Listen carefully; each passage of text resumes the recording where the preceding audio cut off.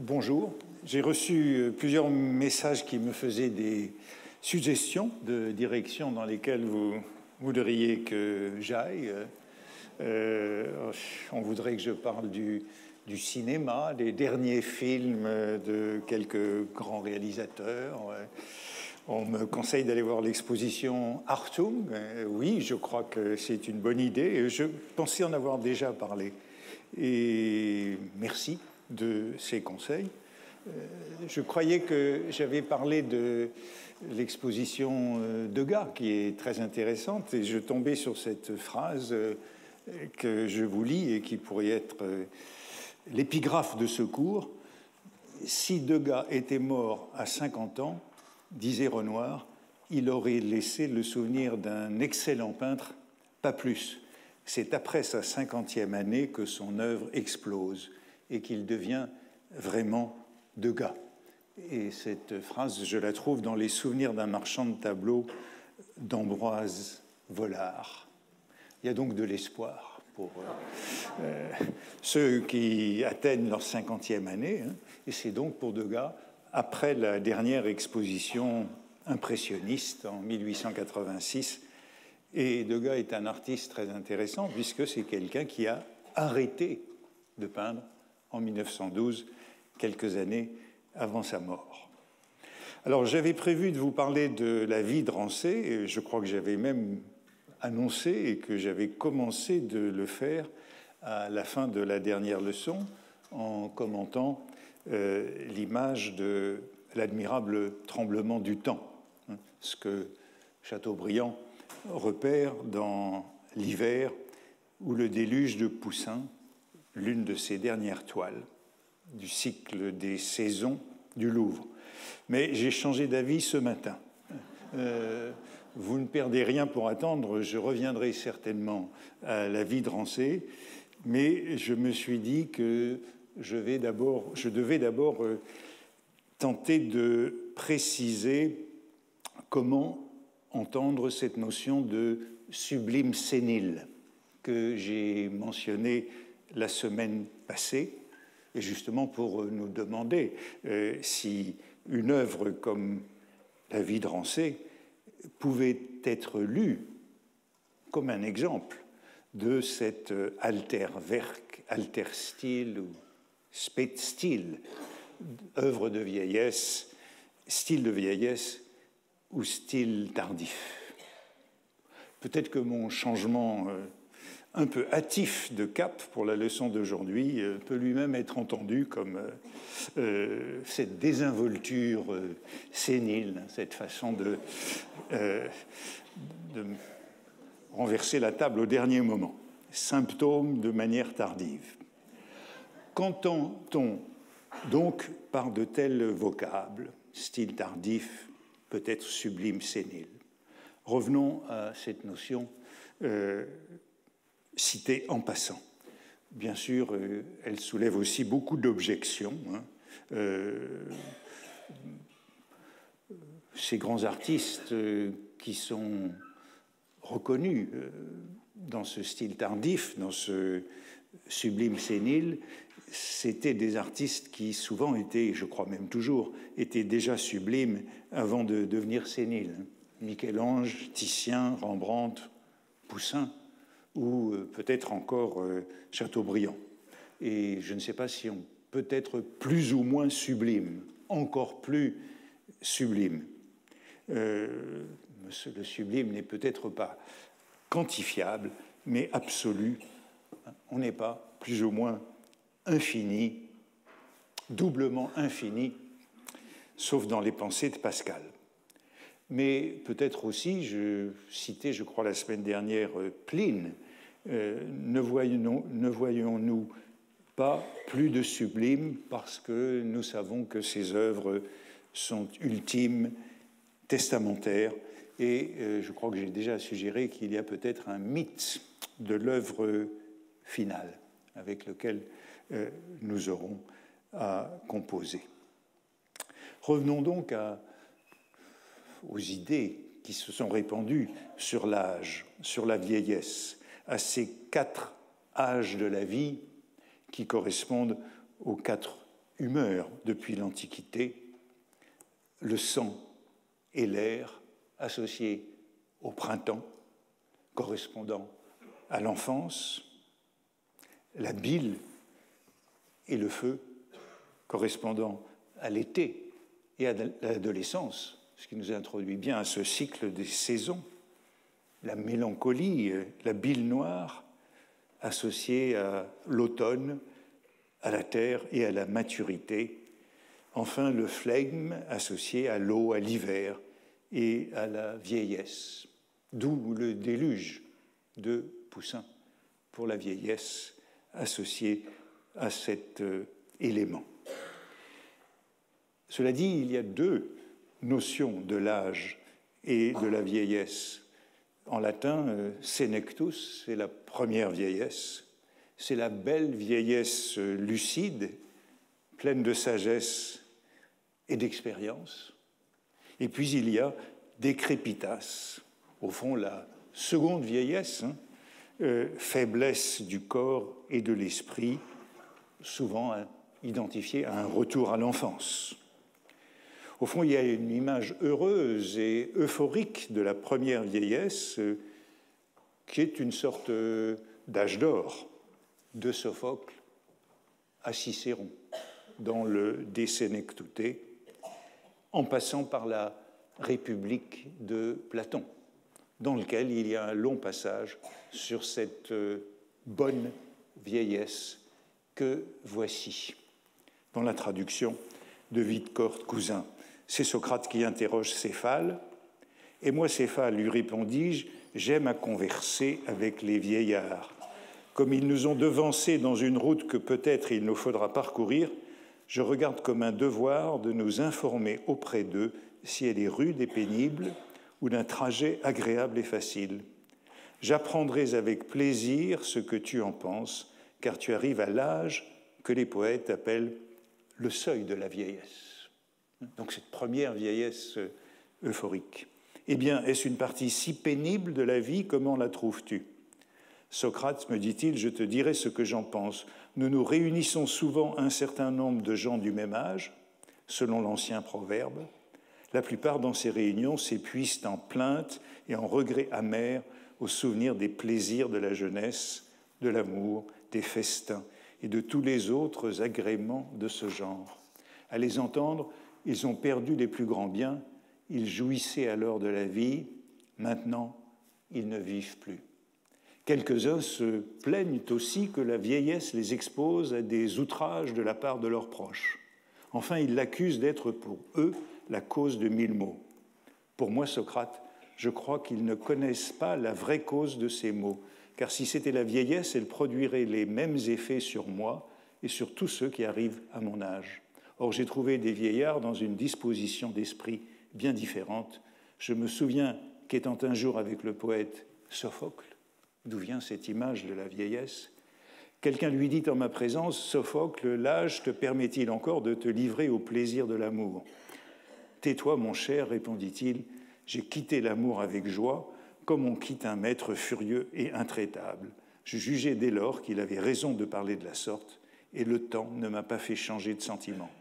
En effet, la vieillesse est à l'égard des sens, dans un état parfait de calme et de liberté. Dès que l'ardeur des passions s'est amortie, on se trouve comme Sophocle, délivré d'une foule de tyrans insensés. Pour cela, comme pour les chagrins domestiques, ce n'est pas la vieillesse qu'il faut accuser, Socrate, mais seulement le caractère des vieillards. La modération et la douceur rendent la vieillesse supportable. Les défauts contraires font le tourment du vieillard comme il ferait celui du jeune homme. Voilà une thèse optimiste, pour ainsi dire gérontophile, de la senectus par opposition à la decrepitas. Eh bien, je crois que c'est cette thèse-là qui est la thèse reconduite aujourd'hui, après une longue parenthèse gérontophobe, après de longs siècles de gérontophobie, c'est celle qu'il faut défendre aujourd'hui, et je la trouve là où on ne la soupçonnerait pas, du côté de la critique d'avant-garde d'aujourd'hui, de la critique LGBTQ+, la critique féministe américaine, et cela conduit dans cette critique à la défense de l'idée de l'apogée artistique ou de l'acmé stylistique qui correspond à la dernière période de la vie, quand l'artiste domine enfin son médium et sa matière. Cette notion de sublime sénile, ou de sénilité sublime, je la trouve chez Eve Kosofsky-Sedgwick, qui est une critique américaine, aujourd'hui décédée de manière prématurée, qui est l'auteur d'un livre fameux, puisque c'est l'un des livres fondateurs de cette critique LGBTQ, de la critique queer, un livre qui s'appelait Epistemology of the Closet, publié en 1990, où il était beaucoup question de Proust, notamment. Un livre intéressant, livre fondateur. Et ici, dans la citation que je vous montre, en anglais, mais que je vais traduire, elle cite une autre critique américaine. Barbara Herrstein-Smith aime bien la notion du sublime sénile, is fond of, avec un côté un peu léger, aime bien. Hein, ce n'est pas qu'elle défend, mais c'est qu'elle aime bien cette notion, comme elle l'appelle. Et j'ai moi aussi toujours été attiré par elle. Elle l'emploie dans la conversation.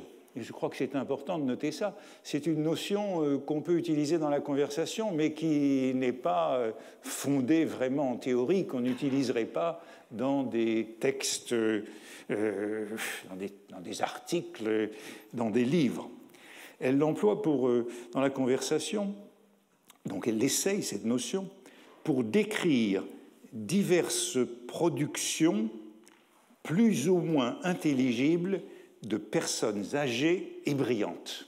Alors, je trouve que cette notion est intéressante de more or less intelligible performances by old, brilliant people. Plus ou moins intelligibles, tout de même. Qu'elles soient des artistes, des scientifiques ou des intellectuels. Et puis, voilà la caractérisation de ce sublime sénile, où les contours dénudés d'un idiome créatif semblent se dégager, pour finir, de ce qui était obscurci par les rondeurs de l'adolescence. C'est comme ça que je traduis puppy fat, les rondeurs de l'adolescence. Et vous remarquez qu'au fond, ce qui est sauté ici, c'est l'étape de la maturité. On passe directement des rondeurs de l'adolescence à cette espèce d'essentialité de la vieillesse. On y va tout droit. Les rondeurs de l'adolescence dans leur aspect plaisant, leur à-propos ou même parfois leur cohérence. Qui ne trouverait séduisante l'idée de percer sous la forme d'un sublime sénile? Alors, elle utilise cette notion dans un livre qui s'appelle Touching Feeling, dont voici la couverture, à propos de l'artiste Judith Scott, décédée il y a une dizaine d'années, pour décrire, pour qualifier, pour définir ses œuvres. C'est elle que j'avais mis en frontispice dans ce que vous avez vu comme image tout à l'heure à l'écran. Et Judith Scott est une artiste qui s'est révélée tardivement.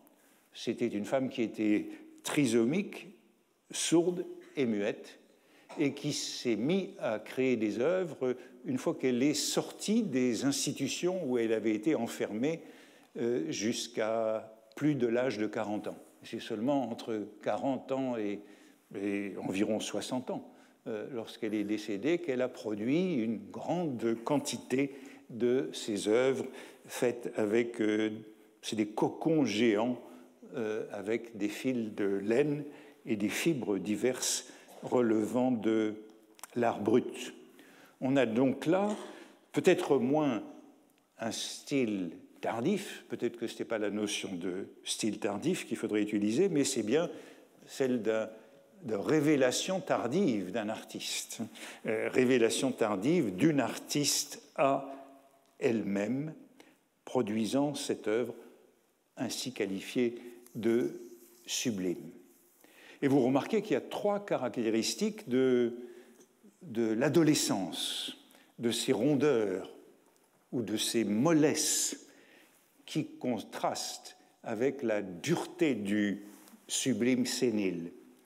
L'œuvre de jeunesse, l'œuvre adolescente, et, disait Eve Kosofsky-Sedgwick, personable, timely et coherent. Personable, ça veut dire qu'elle cherche à plaire, à être agréable, avenante, saillante. Timely, ça veut dire qu'elle voudrait être opportune, à propos, au goût du jour, de son temps, en phase avec son époque, bref, moderne. Enfin, coherent, c'est bien cette visée de cohérence, de convergence, d'unité et de totalité qui caractérise l'œuvre le plus souvent. Bref, la vieillesse, l'âge, c'est la thèse souvent avancée, libère de ces trois contraintes.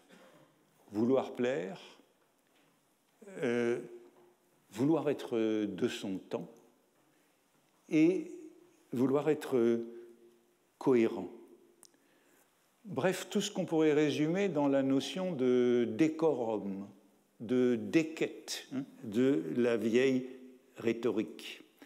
L'œuvre tardive se permet d'être rude, abrupte, rugueuse, inharmonieuse, impolie, inconvenante, inopportune, insouciante du contemporain. Bref, j'avais dans le passé écrit un livre qui s'appelait « Les antimodernes ». L'œuvre tardive, eh bien, elle serait antimoderne. Enfin, divergente, contradictoire. Et je me souviens de cette phrase des mots de Sartre, et je vous avais dit que les mots dans la première séance, c'était un peu un fil conducteur. Sartre qui écrit « Dans nos sociétés en mouvement, les retards donnent parfois de l'avance ». Alors ce ne sont pas exactement les retards, ce sont plutôt les tardivités. Et je crois qu'il faut bien distinguer les deux notions. Le style tardif, le sublime sénile, ce n'est pas l'art du retardataire, mais c'est cette tardivité qui permet de se libérer des conventions et d'être en avance. Le style tardif, menacé par la mort, va à l'essentiel sans se préoccuper des usages, des bonnes manières, de la mesure. Et je pense que quand on reprendra la vie de Rancé, ce sera une manière de lire justement les grandes libertés et les digressions de Chateaubriand. Au fond, ce sublime tardif, tel que le définit Eve Kosofsky-Sedgwick, donc tout récemment, il est très conforme à la définition la plus influente du style tardif, du late style, avec toute l'ambiguïté de ce mot late en anglais, qui est reprise notamment par Edward Said dans le livre que j'ai cité dans la première séance, et qui est celle d'Adorno, cette définition d'Adorno du Spätstil qui a été mentionné la semaine dernière par Jean-Christophe Cavalin. Alors cet article d'Adorno, auquel nous reviendrons à plusieurs reprises, sur le style tardif de Beethoven, c'est un article très court.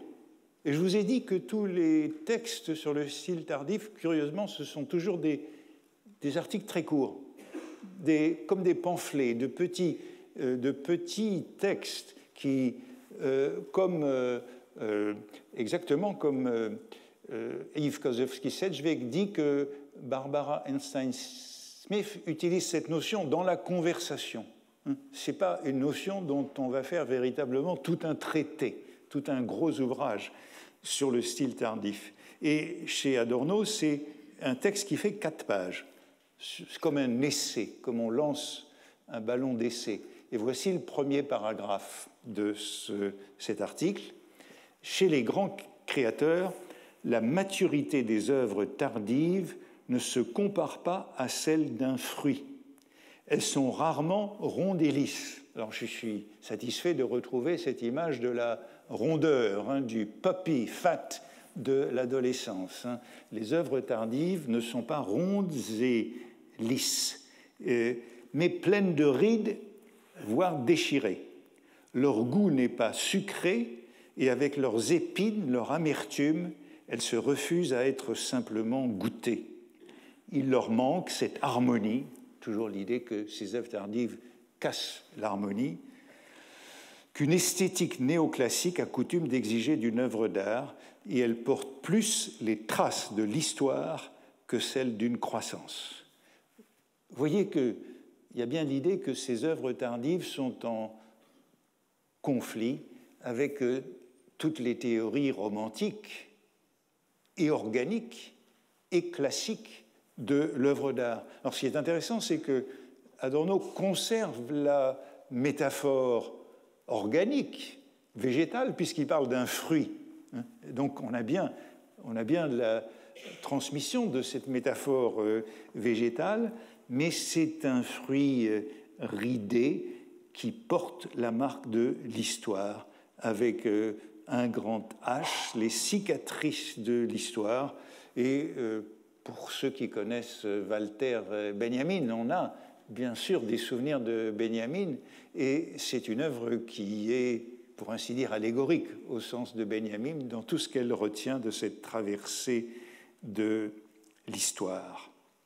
L'idée, je le disais, elle est au point de départ du livre d'Edward Said sur le late style en anglais, qu'il définit comme ceci, lui, un moment où l'artiste, qui contrôle pleinement son médium, donc il y a toujours cette idée que le style tardif, on est au-delà du contrôle de son art, de la technique, et qui contrôle pleinement son médium, cesse néanmoins de communiquer avec l'ordre social établi dont il fait lui-même partie et établit une relation contradictoire et aliénée avec lui. Alors, on reviendra certainement sur ces textes. Adorno, comme Saïd, parle surtout de la musique. Adorno de Beethoven, Saïd de Beethoven et de Richard Strauss principalement. Le prototype du style tardif, peut-être l'ai-je déjà dit, ce sont les derniers quatuors de Beethoven, pour tout le monde, ce qu'on retrouvera dans La recherche du temps perdu, et en tout cas chez Proust.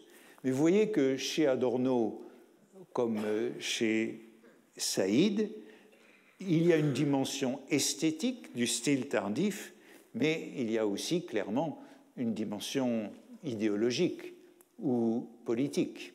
L'ordre social établi.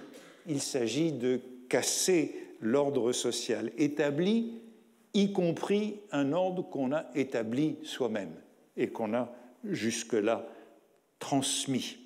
Il y a bien une rupture avec la convention en tant que cette convention représente l'ordre social bourgeois. Et Saïd, lorsqu'il écrit ces pages sur le style tardif, Saïd, qui est un Palestinien, professeur à New York, que j'ai eu longtemps comme collègue, comme voisin de bureau à Columbia, Saïd était à ce moment-là malade d'une leucémie, puisque c'est son dernier livre, c'est un livre posthume, que ce livre sur le style tardif. Il assimilait ce décalage du style tardif, du sénile sublime, à l'exil. Pour lui, c'était un exil par rapport aux conventions et à l'ordre, et un exil fécond. Il y avait la fécondité de ce déplacement final.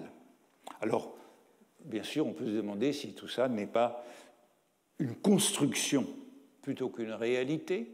Le style tardif est-il une réalité ou une construction? Comme j'ai dit, il peut y avoir un mythe de l'ultime œuvre, une illusion anachronique.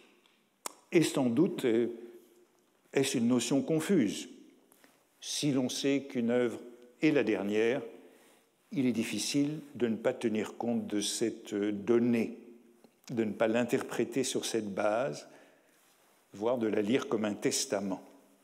Ainsi, Malraux, dans la psychologie de l'art, à propos du dernier Titien, parlait du style de la mort.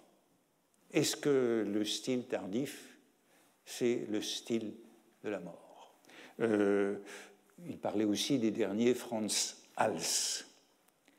Et puis, il y a bien sûr une question fondamentale qu'on doit rencontrer à propos du style tardif et qui a souvent été posée. Est-ce qu'un style tardif, c'est un style qui correspond à une évolution interne de l'œuvre d'un artiste? Question qu'on peut se poser en allant à l'exposition Degas. Est-ce l'évolution interne de l'œuvre qui amène à ce point, ou bien ce style tardif est-il une réponse au contexte, à l'évolution externe de l'art, à l'état nouveau de l'art, et à un effort qui pourrait même être conscient et maîtrisé pour justement ne pas être un retardataire, pour ne pas, de son vivant, être oublié. Donc, le style tardif, après tout, pourrait très bien être une réaction à l'environnement, mais vous voyez qu'il est important ici de distinguer tardivité et retard, la tardivité comme une rupture et presque comme une avant-garde. Et puis surtout, peut-on aller au-delà des considérations individuelles?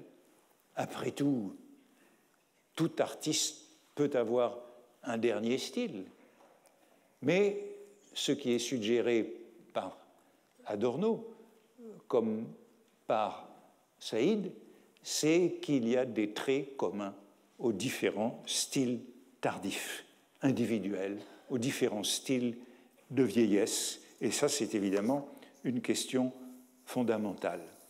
Et bien sûr, elle se heurte immédiatement à des contradictions.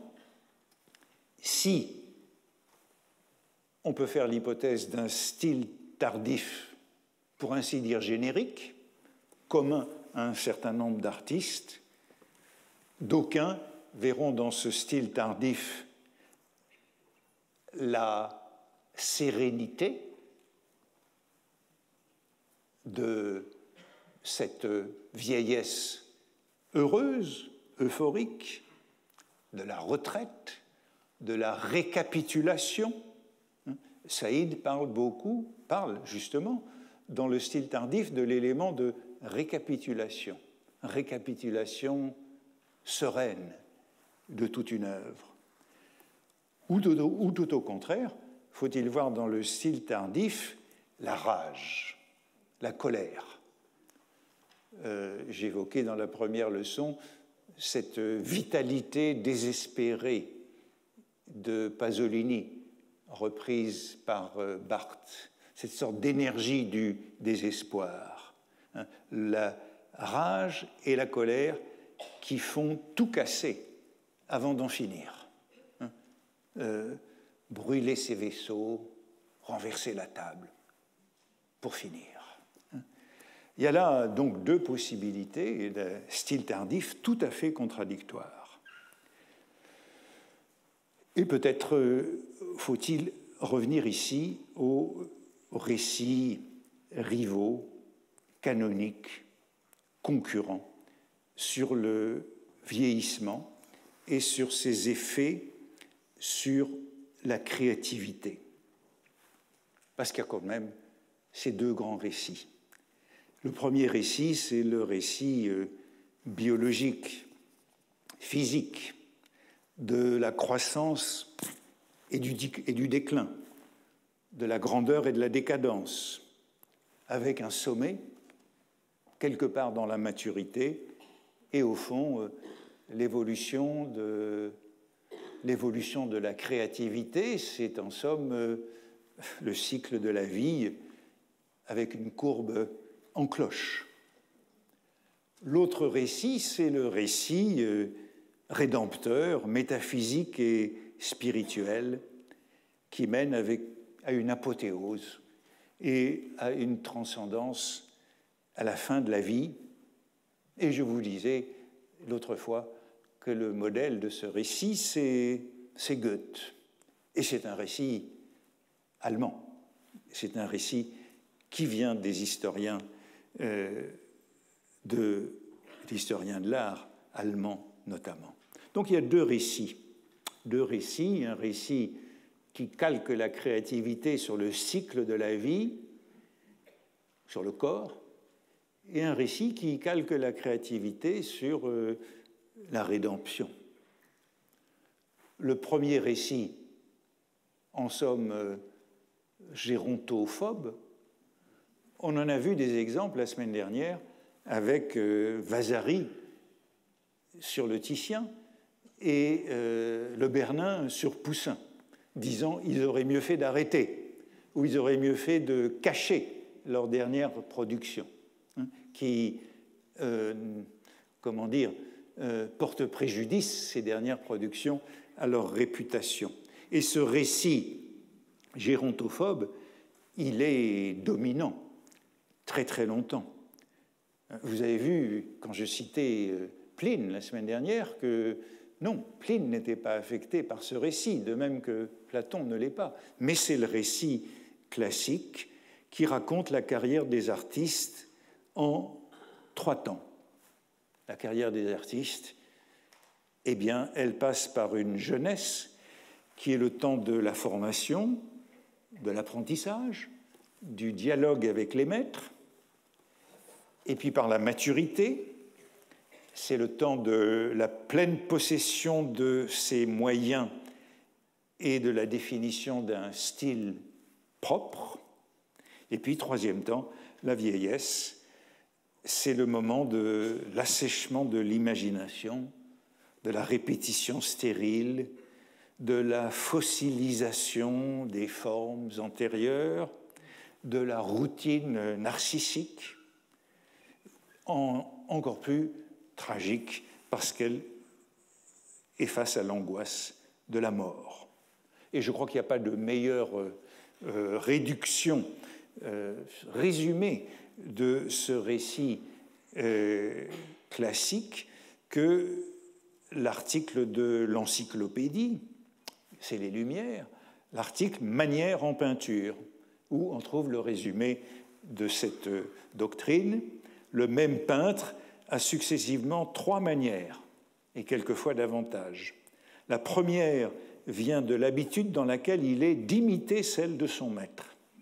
Ainsi, l'on reconnaît par les ouvrages de tel qu'il sort de l'école de tel ou tel maître. Période d'apprentissage et d'imitation. La seconde se forme par la découverte qu'il fait des beautés de la nature, et alors il change bien avantageusement. Mais souvent, au lieu de substituer la nature à la manière qu'il a prise de son maître, il adopte par préférence la manière de quelque autre qu'il croit meilleure. Enfin, 3e temps, de quelques vices qu'aient été entachés ces différentes manières, ils sont toujours plus outrés dans la 3e que prend un peintre, et sa dernière manière est toujours la plus mauvaise.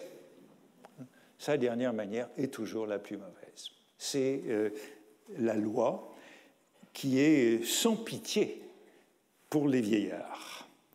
On a donc une conception très normative de l'évolution de tout artiste, et cette conception est encore dominante au XIXe siècle. Elle est par exemple illustrée par l'opinion de Raskin sur Turner, que voici.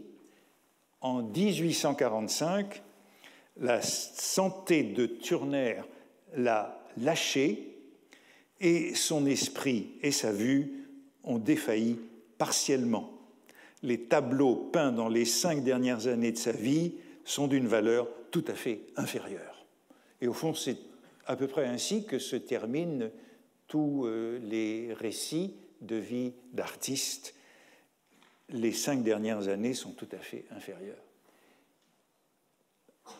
Bien entendu, aujourd'hui, on pourrait dire que c'est ce qu'on préfère. Et c'est dans ces 5 dernières années que l'on a tendance à voir les prémices de l'impressionnisme, en faisant sans doute une sorte d'anachronisme et d'illusion totale. C'est ce que Proust appelait les réminiscences anticipées. Mais nous avons revalorisé souvent ces dernières années. En tout cas, c'est ça, le récit qui s'impose. Et j'ai dit que Goethe sera le modèle du récit optimiste.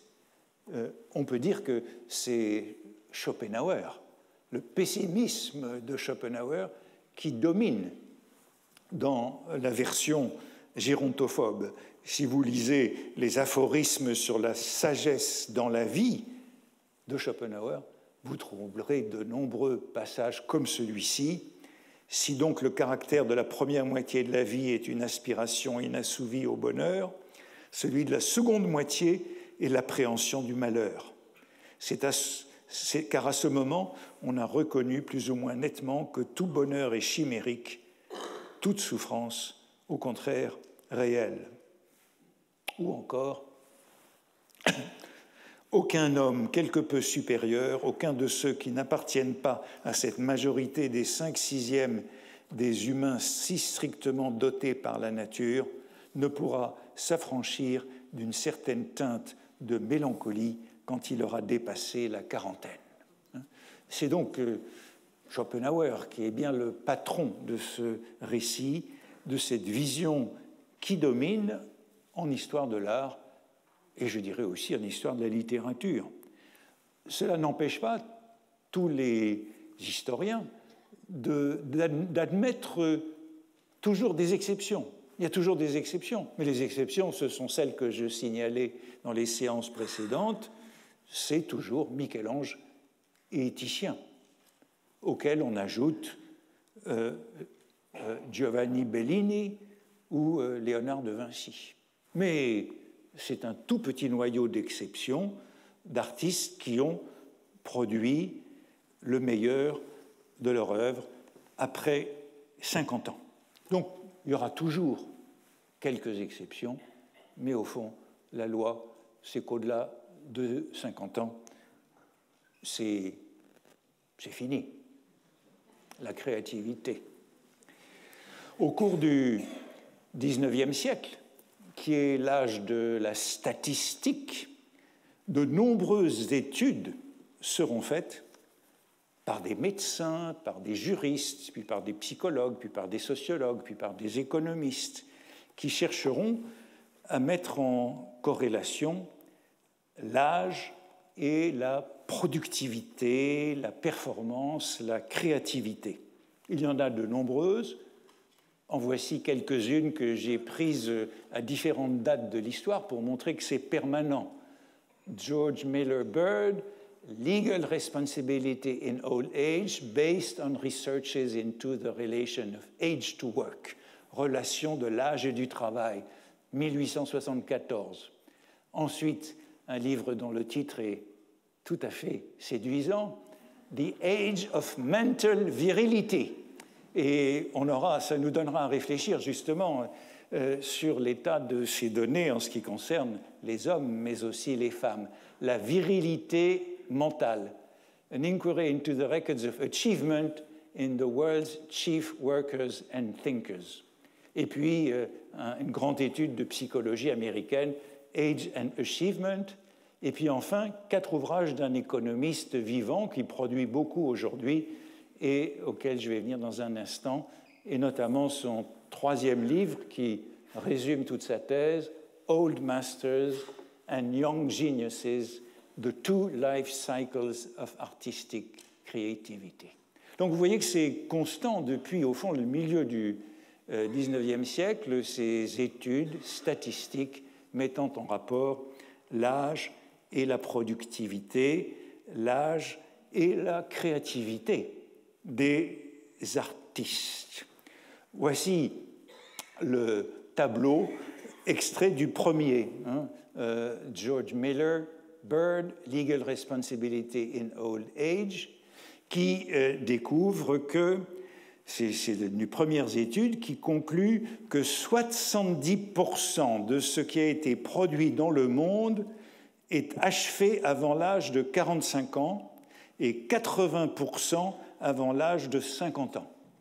Très peu de choses de valeur dans tous les champs d'activité ont été produites après l'âge de 50 ans. Quasi rien après l'âge de 50 ans. Vous voyez qu'il classe les décennies, l'âge d'or entre 30 et 40 ans, l'âge d'argent entre 40 et 50, l'âge de bronze, ou plutôt de laiton, entre 20 et 30, l'âge de fer 50-60, l'âge d'étain 60-70 et l'âge de bois 70-80. C'est donc la productivité des hommes. Alors, rassurez-vous, on ne tient pas compte des femmes. Pour celles qui sont ici, vous n'êtes pas affectés par ces statistiques. Mais enfin, retenons que toutes disciplines confondues, 70% des travaux réalisés dans le monde l'étaient au milieu du XIXe siècle, avant l'âge de 45 ans, 80% avant 50 ans, puis rien d'aucune valeur après, dans aucun domaine. Alors c'est une tentative pour mettre en corrélation donc l'âge et les réalisations du monde, et bien sûr, cet auteur admet des exceptions. Qui cite-t-il? Michel-Ange et Titien. Toujours les mêmes, qui ont fait une bonne part de leur meilleure œuvre à un âge avancé, et il concède que des écrivains comme Bacon et Burke ont pu augmenter la richesse de leurs œuvres à un âge avancé. Il pourra vous intéresser qu'à la page suivante, après ces considérations sur les peintres et les écrivains, l'auteur compare la productivité des hommes avec les chiffres relatifs à la ponte des œufs par les poules. Une poule, au cours d'une durée de vie moyenne de 9 ans, pond de 50 à 700 œufs en moyenne. Et l'âge d'or de la poule correspond à la 3e année avec 120 à 135 œufs pondus. Autrement dit, c'est à peu près la même courbe de productivité et de créativité que les peintres et les écrivains. L'âge d'or de la poule correspond aux 30 à 40 ans des hommes. Bon, les lecteurs de Proust se souviendront de l'exclamation du jeune narrateur après avoir écrit sa première page d'écriture sur la voiture du docteur Percepied. Il était aussi heureux qu'une poule qui avait pondu un œuf. Alors, le second livre que je citais, celui de Dorlan, est fondé sur des statistiques qui sont plus complètes, cet âge de la virilité mentale. Et peut-être que ces mots sur virilité mentale, nous allons les trouver inéquitables. Et on se rappelle la réflexion de Barthes que je citais le premier jour sur George Sand, qui terminait un roman à 2 heures du matin et en commençait un autre à 3 heures du matin. Mais sans doute faudrait-il que nous nous intéressions à la créativité. féminines, George Eliot, Colette, Simone de Beauvoir, Louise Bourgeois, dont la création est très tardive. Peut-être qu'elles ne sont pas soumises exactement aux mêmes règles. Et puis, vous avez vu ce sous-titre du livre qui distingue les œuvres des workers and thinkers. Alors, les workers, les travailleurs, ce sont les inventeurs, ce sont les guerriers, les hommes de guerre. Les thinkers, les penseurs, ce sont les savants, les philosophes, les artistes, les écrivains. Et l'analyse s'appuie sur une longue liste de 400 hommes célèbres dans toutes les activités intellectuelles, avec la date de leur chef-d'œuvre. Bon, il y a Don Quichotte, Paradise Lost, le Novum Organum de Bacon, Les Misérables, les Mémoires d'Outre-Tombe, les Mémoires d'Outre-Tombe qui feront remonter la moyenne. Eh bien, toutes activités confondues pour ces 400 hommes célèbres, les chefs-d'œuvre ont été produits à l'âge moyen de 50 ans. 47 ans pour les travailleurs, workers, 52 ans pour les thinkers, pour les penseurs. Donc, les thinkers, les penseurs, ont un peu plus de durée. Et puis, alors, si on entre dans le détail, le chef-d'œuvre est produit à 41 ans pour les chimistes, à 46 ans pour les romanciers, à 57 ans pour les historiens, qui sont les plus âgés lors du magnum opus, lors du chef-d'œuvre. Donc il vaut mieux être historien si on veut avoir une activité plus tardive. Après l'âge du chef-d'œuvre, l'auteur s'intéresse à la durée de productivité et au temps du déclin. La durée productive la plus courte, et ça c'est quelque chose qu'on retrouvera toujours, la durée de productivité la plus courte est toujours celle des poètes. Les poètes ont la période de productivité dans leur vie la plus réduite, 33 ans, et les historiens ont la plus longue, 43 ans. Et voici l'un des tableaux finaux de cet ouvrage. Alors vous n'allez pas pouvoir le lire, mais vous voyez que tout de même qu'on a beaucoup de... Bon, il n'y a pas les 400 noms, puisque là vous avez les naturalistes, et en bas j'ai choisi ces deux pages. Les naturalistes, vous avez Darwin, Cuvier ou Lamarck, ou Linné, et en bas vous avez les romanciers, novellistes, vous allez trouver Defoe, Fielding, Gautier, Hugo, avec comme magnum opus Les Misérables, etc., etc., Maupassant, Stevenson. Et dans ce tableau, vous trouvez la date de naissance, l'âge du début de l'activité, l'âge de l'acmé de l'activité, le magnum opus, l'âge de la cessation de l'activité, la durée de l'activité mentale, la date de décès et l'âge de décès. Alors je me suis demandé quel âge avait cet expert lorsqu'il a réalisé son chef-d'œuvre. Eh bien, il avait justement 44 ans, l'âge idéal. Et puis, il a vécu quasi centenaire, jusqu'à l'âge de... ce que j'avais noté, non, mais je ne l'ai pas noté. Malheureusement, non. Il me semble qu'il a vécu jusqu'à l'âge de 99 ans. En tout cas, vous voyez que ce sont des doctrines qui ont eu une grande importance dans le détail. Et je vous disais, eh bien, Chateaubriand, les Mémoires d'Outre-Tombe sont considérées comme un roman, donc il y a des petites bévues, mais enfin, les Mémoires d'Outre-Tombe font remonter la moyenne des romanciers. Alors, je disais, ces doctrines n'ont pas disparu avec le XIXe siècle.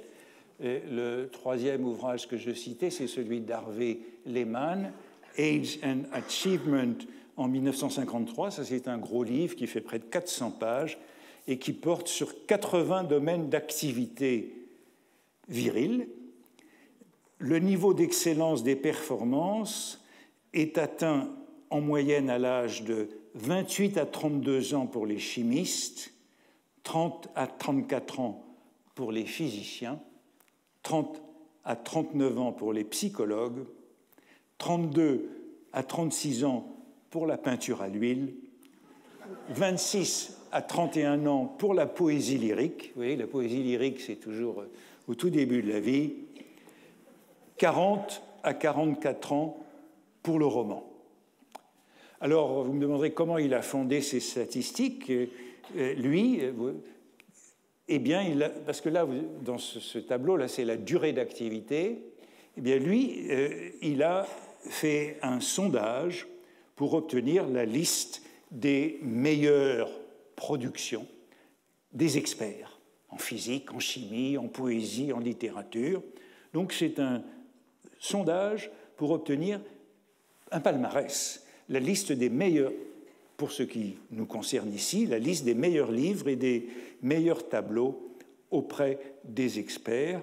Et il y a donc une équation qui est faite entre créativité et reconnaissance par la postérité et renommée, reconnaissance. C'est ça l'index de la créativité. Alors je dirais que tout ça est toujours d'actualité avec l'économiste David Galenson. Alors, David Galenson est un professeur d'économie à l'université de Chicago. Il est né en 1951, donc il est toujours actif, il produit toujours beaucoup, même s'il a dépassé l'âge de l'acmé. Et vous l'avez vu, il a publié beaucoup d'ouvrages sur cette question depuis le début des années 2000. Patterns of Creativity in Modern Art, Artistic Capital, Old Masters and Young Geniuses, Conceptual Revolutions in 20th Century Art. C'était d'abord un économiste de l'esclavage, un historien économique, et au fond, il a employé la même méthode pour les artistes qu'il avait utilisée pour la productivité des esclaves dans le sud américain au XIXe siècle et le prix des esclaves. C'est donc une méthode d'économétrie et de statistique qui étudie les rapports entre l'âge des artistes et leur trajectoire, mesurés par le cours des œuvres, l'abondance des reproductions et des expositions. Et à travers cette analyse économétrique, et c'est ici que ça devient intéressant, il découvre, il dégage deux modèles de carrière artistique. D'une part, les innovateurs conceptuels qui fonctionnent par coups, breakthroughs, ruptures, et ces coups se situent en principe dans la jeunesse, au commencement de leur vie. C'est ça les young geniuses qui procèdent par coups au début de leur vie. Exemple et modèle Picasso. Et d'autre part, les old masters, ce sont les artistes dont la carrière s'affirme lentement, très progressivement au cours de la vie. Et le modèle de ce côté-là des Old Masters, c'est pour lui Cézanne. Et ce grand livre commence par un long chapitre comparatif entre Picasso, modèle de l'innovateur conceptuel, et Cézanne, modèle de l'innovateur, parce qu'il est aussi innovateur, mais expérimental. Celui qui fonctionne de manière accélérée et celui qui fonctionne par coup. Et voici ce qu'il écrit, c'est au fond sa thèse, la voici en anglais, mais la voici en français. Les innovations importantes, je lis le début. La reconnaissance des différences entre les approches expérimentales et conceptuelles, donc les deux approches des artistes. Il y a des artistes qui sont conceptuels et des autres qui sont expérimentaux, donne une base pour prédire de manière systématique la relation entre l'âge et l'innovation artistique. Les innovations importantes dans l'art expérimental nécessitent de longues périodes de tâtonnement. Donc l'artiste expérimental, il fonctionne par trial and error, donc lentement, progressivement. Cézanne. avec des séries notamment. Par conséquent, elles ont tendance à arriver tard dans la carrière d'un artiste. En revanche, comme les innovations conceptuelles sont plus rapides à réaliser, l'on pourrait penser qu'elles peuvent advenir à n'importe quel âge. En fait, les innovations conceptuelles radicales dépendent de l'aptitude à percevoir et apprécier la valeur des fortes déviations par rapport aux conventions existantes et aux méthodes traditionnelles, aptitude qui tend à décliner avec l'expérience à mesure que les habitudes de pensée se trouvent plus fermement établies. C'est pourquoi les innovations conceptuelles les plus importantes ont souvent lieu plus tôt dans la carrière d'un artiste. Donc c'est plus tôt qu'il intervient et qu'il casse les conventions. Certes, il se peut que des artistes conceptuels proposent au cours de leur carrière toute une série de contributions sans rapport les unes avec les autres, comme Picasso, mais sur la base de notre analyse, on peut prédire que les plus importantes d'entre elles ont toute chance d'être les plus précoces. Analyse donc de deux profils d'artistes, de deux types d'artistes, une sorte de polarité entre l'innovation conceptuelle et l'innovation expérimentale. Picasso, citation de David Hockney qui met en épigraphe, Picasso était un prodige rare, Cézanne n'était pas un prodige, his art was hard-earned skill that took a lot of time. Donc il y a le prodige de jeunesse et il y a ce qu'en anglais on appelle le late bloomer. Le late bloomer, c'est la floraison tardive. On retrouve bien l'idée de tardivité. Alors quel est l'indice pour reconnaître ces deux profils d'artistes? On les reconnaît par le marché, le cours de leurs tableaux, et il faut bien dire que la courbe des prix de Cézanne et de Picasso est très éloquente, puisque la voici. Voici l'âge en abscisse et le prix en ordonnée. Et le prix des Cézanne, selon l'âge, eh bien le sommet est atteint, l'âge de sa mort, à 67 ans. La courbe des prix des Picasso, aujourd'hui, le sommet est atteint à l'âge de 26 ans, qui est celui des Demoiselles d'Avignon. Les courbes sont très éloquentes quand on voit cela. Les artistes innovateurs, conceptuels, ont leur sommet dans la jeunesse. Les artistes innovateurs expérimentaux ont leur sommet dans la maturité, après une croissance progressive des prix en salle de vente.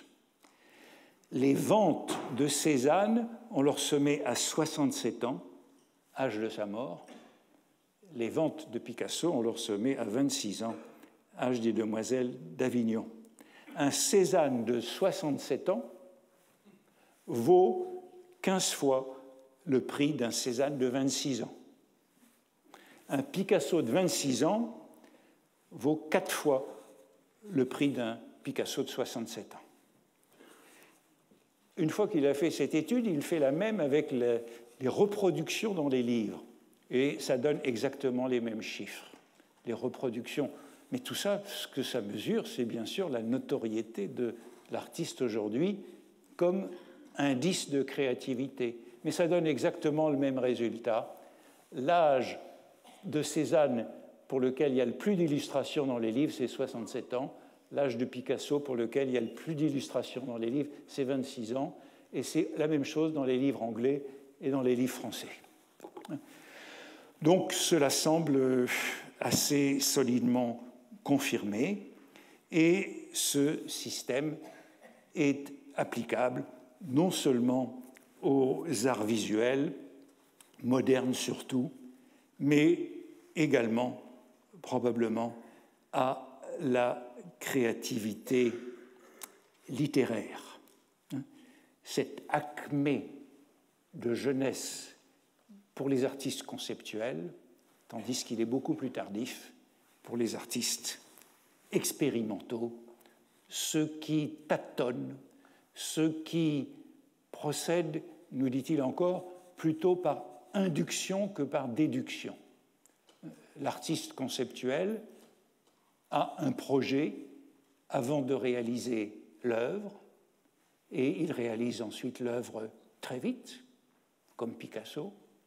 L'artiste expérimentateur se lance dans l'œuvre sans projet, sans concept préalable, et il n'en finit jamais.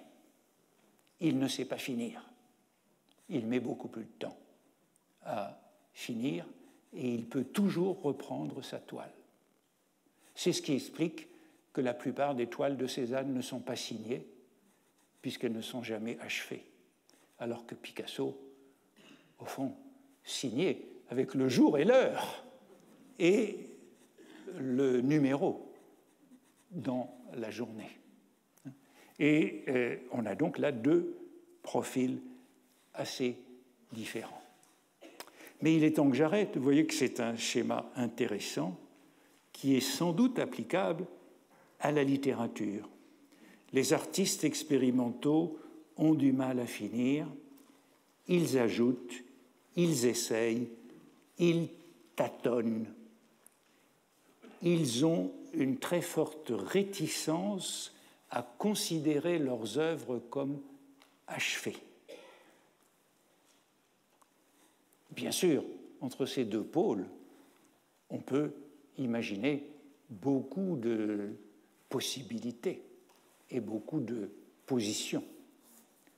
Si je pense à un artiste, un écrivain comme Proust, pour qui cette question de la conception et de l'expérience est fondamentale, eh bien, j'aurais tendance à dire qu'il est un artiste proche de la polarité expérimentale, avec cette difficulté d'en finir, ces tâtonnements et ces fragments. Et puis, puisque nous allons parler d'Aragon dans le séminaire qui va suivre, eh bien, où serait Aragon dans cette affaire? Me semble-t-il, Aragon qui a écrit un livre sur les débuts, « Je n'ai pas appris à écrire » ou les Incipites, dans la collection des Sentiers de la création chez Skira en 1969, est un écrivain qui, justement, a, me semble-t-il, beaucoup de mal à finir, et pour qui les œuvres ne sont jamais achevées. Les écrivains dont l'œuvre ne sont jamais achevées, eh bien, ils les reprennent et ils les corrigent, comme dans les œuvres romanesques croisées que publiera Aragon. Et on va terminer avec un passage de ce « Je n'ai jamais appris à écrire » ou les Incipites, mes romans, à partir de la première phrase. Vous voyez, il n'y a rien avant la première phrase. Pas de concept préalable. Prétend Aragon, en tout cas. Pas de concept, c'est une œuvre expérimentale. Mes romans, à partir de la première phrase, du geste échangeur qu'elle a comme par hasard, j'ai toujours été devant eux dans l'état d'innocence d'un lecteur. Tout s'est toujours passé comme si j'ouvrais, sans en rien savoir, le livre d'un autre, le parcourant comme tout lecteur et n'ayant à ma disposition pour le connaître autre méthode que sa lecture. Comprenez-moi bien, ce n'est pas manière de dire métaphore ou comparaison, je n'ai jamais écrit mes romans, je les ai lus.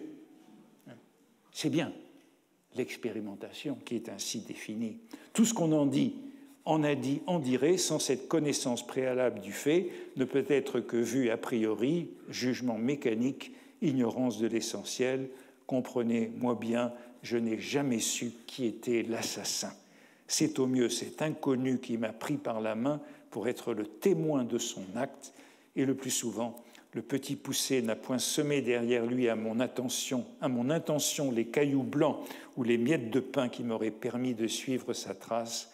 J'ai été mené chez l'ogre, non par un raisonnement, mais par une rencontre de mots ou de sons, la nécessité d'une allitération, une logique de l'illogisme, la légitimation, après coup, d'un heurt de mots, l'accident expliqué.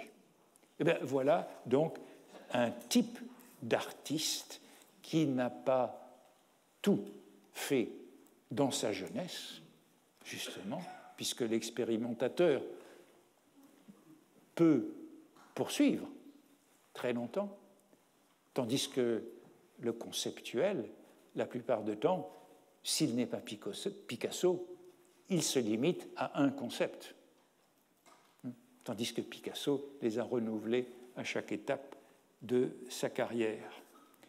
On a donc ici, mais peut-être que je vais être totalement contredit par Nathalie Piégé dans quelques minutes, je ne sais pas, on a donc, me semble-t-il, avec Proust comme avec Aragon, des artistes qui sont bien plutôt du côté de l'expérimentation plus que du concept préalable. Autrement dit, des artistes qui, selon ce schéma, ont une vieillesse plus assurée. Merci.